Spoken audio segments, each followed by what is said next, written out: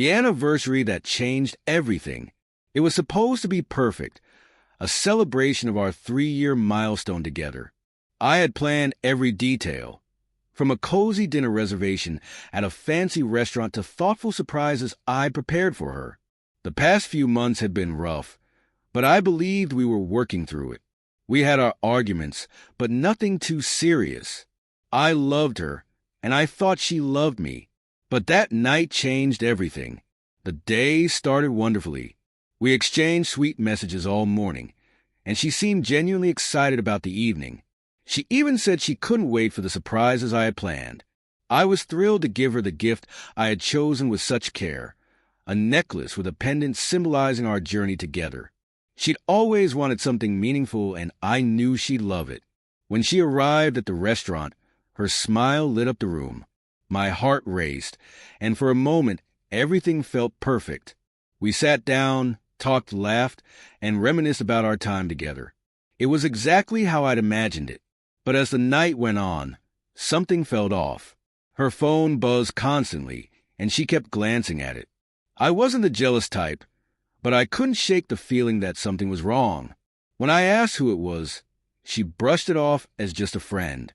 I let it go, convincing myself I was overthinking. Then it happened. As we were enjoying dessert, the door to the restaurant opened and a familiar figure walked in. My stomach dropped. It was Adam, her ex. She had mentioned him before, but always assured me they were just friends. He waved at her from across the room, and to my shock, she stood up to greet him. My heart sank. Why was he here? They exchanged polite words, but I could see the tension in her eyes. Adam walked over to our table with a smug expression.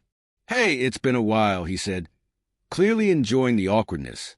I forced a smile and replied, "I'm good. Just celebrating our anniversary." She nodded nervously. "Yeah, just a quiet dinner." But Adam didn't seem to notice the tension.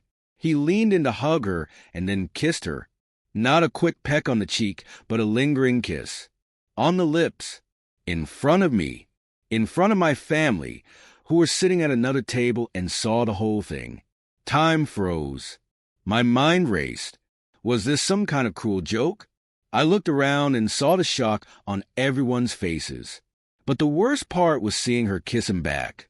I stood up, my voice trembling with anger. What the hell is going on here? She pulled away from Adam, her face pale. "It's not what you think." "Don't," I interrupted. "You kissed him. In front of me. In front of my family. On our anniversary." She tried to apologize, but I was done. "Get your things. We're leaving. Now." The walk out of the restaurant was silent.